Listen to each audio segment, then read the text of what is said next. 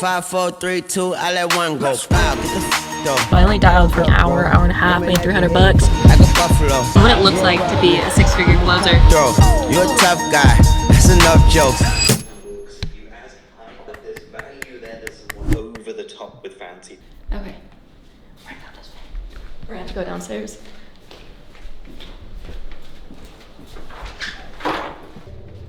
Had a really nice walk this morning.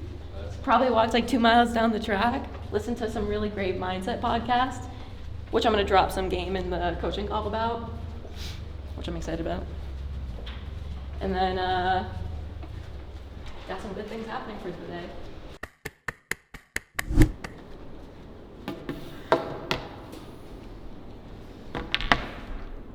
And one of the things which I'm going to counteract just a little bit was your physical appearance obviously matters a lot on how you present yourself on camera. But also with the presentation is how do you present yourself emotionally? If you guys met me when I first started in sales, I would let everybody walk all over me because sales is not only just a professional development, but it's also a personal one. With you looking to develop out and getting to 10K per month or getting to your first sales role or you being really good in sales, you guys first have to start trusting yourself. There's a lot of things that in sales, especially with where you guys are, a lot of things in sales are taught one way or they're telling you like you need to say this if this happens, which I think can work most times. But the whole thing with sales, there's no black and white. Closing the deal afterwards, so those 3 points, because... Well, with that, happy Money Monday. As I said earlier, set your BAMs and reaches for the week. Work towards your goals where you can be confident amongst your sales ability, but be confident amongst yourself, because that's huge, not only for yourself, but how you're presenting yourself. So BAMs, again, are bare ass minimums. What can you set for yourself that's not overly easy to hit, but pretty easy to hit? And then reaches. How can you exceed all your expectations that you set for yourself so you can build that confidence, you can build that trust, and overall make you better even professionally, but also personally. So with that, guys, I love you all very much. Thank you for showing up. And I will see you guys tomorrow on Tuesday's mock calls. And I hope you guys have a good rest of your Money Monday. No, that's okay. And that's where like, I just want to keep getting better. How can we improve? And how can we also keep improving as sales reps? Because the second we stop practicing, the second we start getting rusty. What's your next move? My next move is dialing for a little bit, getting some leads for Mr. Justin, and then hopefully hanging out at a coffee shop for a little bit to finish off the day and go from there. Okay, so right now I'm going back to the room. I just got off a few calls, a coaching call and then a team call. We're gonna go now to Global, do some work at the coffee shop, at the cafe area. Look cute, put on a nice fit, and then get some work dialing out.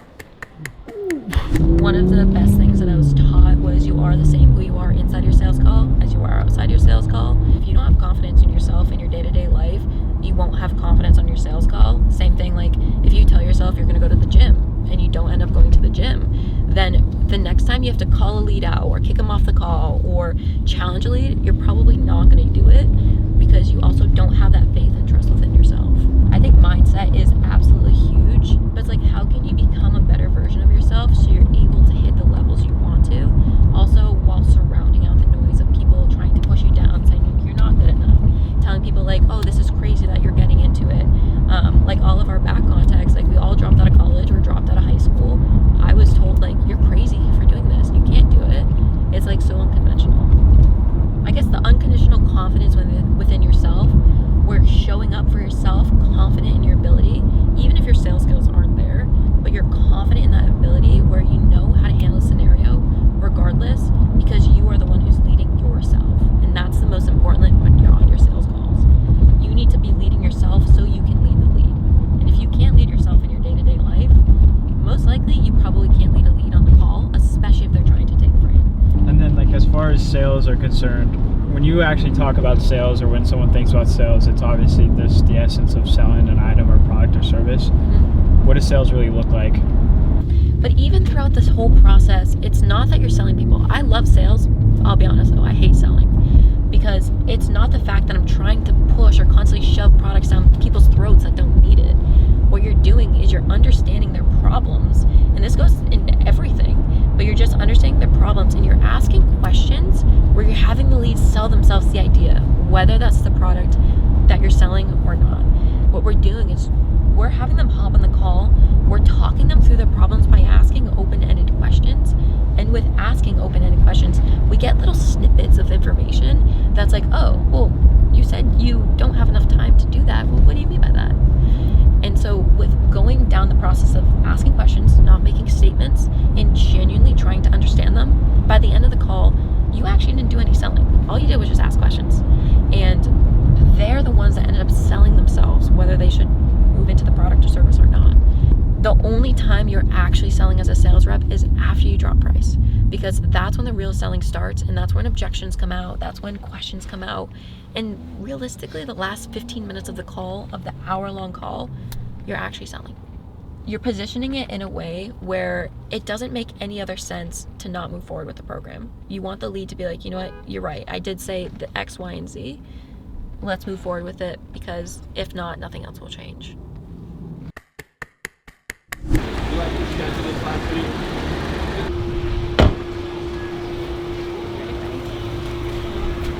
Ready for some coffee? Oh, look at this. Mr. Justin. What's going on here, Dan Live? Dan Show! Welcome back, guys. My name's Maddie. I sell. Maddie actually taught Donald Trump the art of the deal. He learned it from her. Yeah, you did. Yeah. I've heard. May I do a iced Americano? We are at the Global Ambassador Hotel, where I just ordered some amazing peppermint iced Americano with whole milk, nothing else. Gotta have whole milk. Now we are gonna sit outside. I'm gonna crank out some work. I have some dials I get to do, and hopefully get some people set, deals closed, and just crank out while enjoying my burger. Coffee. So coffee, peppermint, iced peppermint Americano, delicious with whole milk. Now I'm gonna post up. I have to do a few things from the coaching call, so I'm uploading it, and then I'm gonna be dialing some previous leads and hopefully getting them booked up on the calendar, and then getting some deals closed. So I'll be doing that for the next hour or two, and my goal is to set at least 4 to 5 people, and then hopefully make $400 to $500 off that. Hey, is this Mitchell? Hey, this is Maddie, also known as Maddie Sells. How you doing? Are you currently in sales? Oh, door to door. Well, I saw that. I mean, obviously it was like a remote sales webinar, and I wanted to see like if there's anything that I could send your way, or anything I can help you out with potentially getting into remote sales. At gmail.com. Perfect. Yeah, I can for sure send something your way. Hey, is this Nalo? Okay. Voicemail. Yeah, so when it comes to you letting leads get off the call, how do you feel like that's affecting your ability to get new leads? Yeah, of course. I love that you're looking to develop things out yourself, and especially looking to grow through the mentorships. I think that's great. So what are we doing? Can we stop at like TJ Maxx, Staples, Walmart, anywhere so I can get a notebook?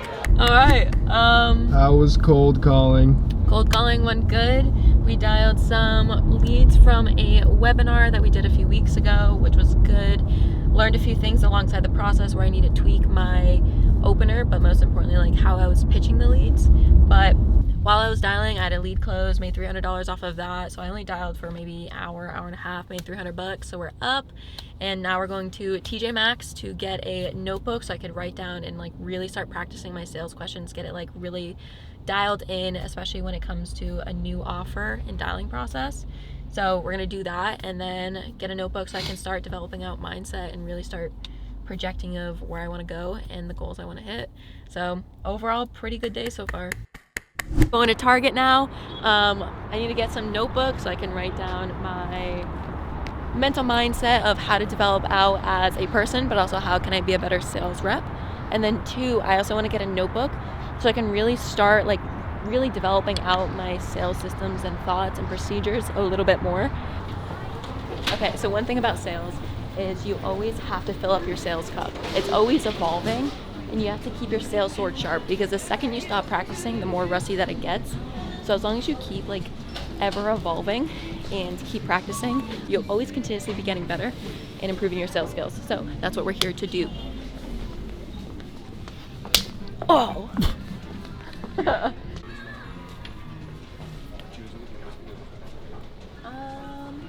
Alright. Boom.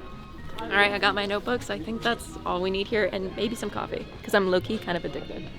I remember one time, really random fun fact, I was in St. Croix, and it cost me $20 for a bag of Starbucks coffee. Absolutely insane. Alright, we're gonna do dark roast.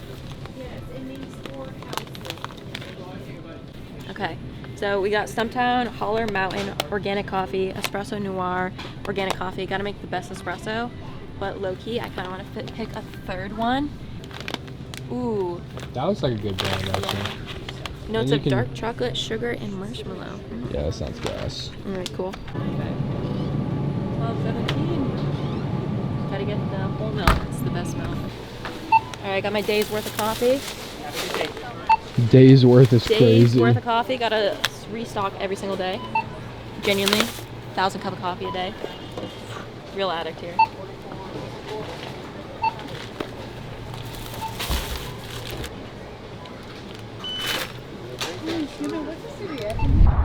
Alright, What so did we I get? got my notebook, my day's worth of coffee with milk. Now we're heading back to the apartment.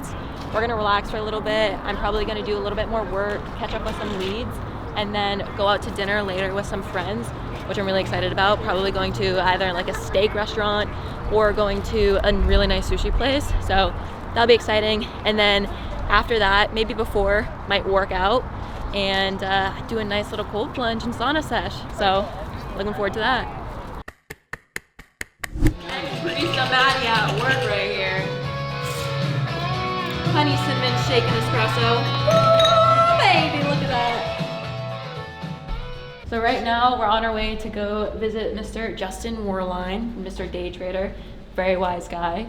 And we're gonna see his new arranged apartment, probably talk to him for a little bit, get some really cool insights, and go from there. A little bit of back context. Justin is 21 and he's made millions off of day trading.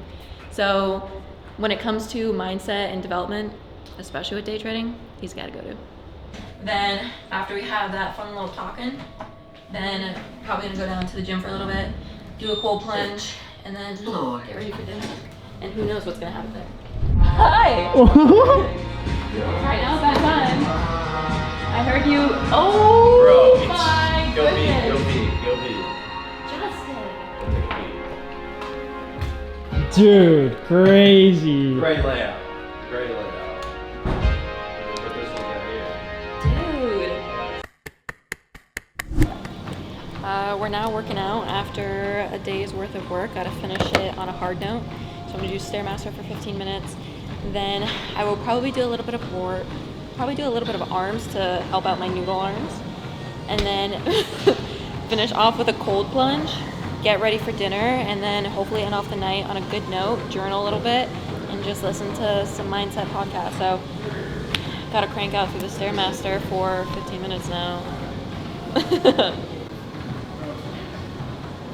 Typically after like the Stairmaster, I go do Pilates. So I go into the torture chamber, and typically I do whatever I'm feeling. I did legs yesterday. Today I'll probably do arms, maybe some abs on the reformer, and then who knows, might finish off stretching and then move out into the actual like weight room, do some lifting, who knows. I don't really have anything planned for today, but just doing whatever I feel. Okay, for starters, I just want to say I did a cold plunge last night at like 11:30 and my bathing suit bottoms are still wet, and this is going to make it 10 times worse just because I'm already cold. Alright, so now we're doing a cold plunge. I'll probably end up doing it for only 3 minutes today. Not too bad. Typically while I do it, I either play music or I just really try to zone out, embrace the coldness when my body's freezing. But this really helps like with the discipline and just essentially telling myself I'm gonna do something. I really don't want to do it, genuinely. It sucks, but it's not gonna kill me. And I do it because I should. And so, yeah, do the cold plunge for 30 minutes. No! Okay, thank you. I'm just gonna... No! Takes my breath away. You were a heartache on a dance floor. Well, other nights, typically, I go into the sauna, read the Bible, hang out. This is where, like, most times I will end up reflecting on the day, what I did good, where I could have improved on, and also I reflect on my sales calls. And one of the things I really like to just go about is really telling myself, you know, I did great, I did amazing today, but tomorrow, how can I be 1% better? And that is one of the things where the sauna really allows me to do that underneath the red light while warming up, typically after the cold plunge. And I typically end the night like that, drink some turmeric tea, and then relax either by watching a TV show or being a little bit nerdy and watching a documentary. Who would have thought? All right, so Post cold plunge. post cold plunge, what we're gonna do, we're gonna go to True Foods. Honestly, one of my favorite places to go. People really underhype it. It's really amazing. We're gonna go there, get some grub, and then honestly probably finish off the night really simply. And I'm excited for food because I really have not eaten at all today.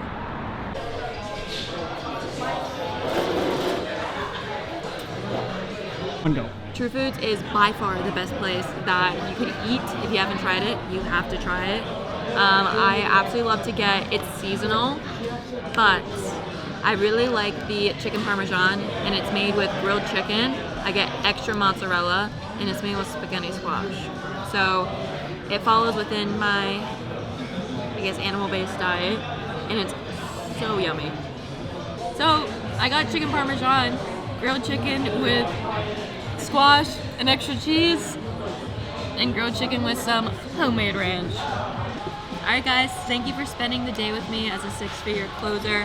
I want to say this is a start to a series where I'll be posting long form consistently so you can get more value, more info, and get more insight on my day-to-day life and what it looks like to be a six-figure closer.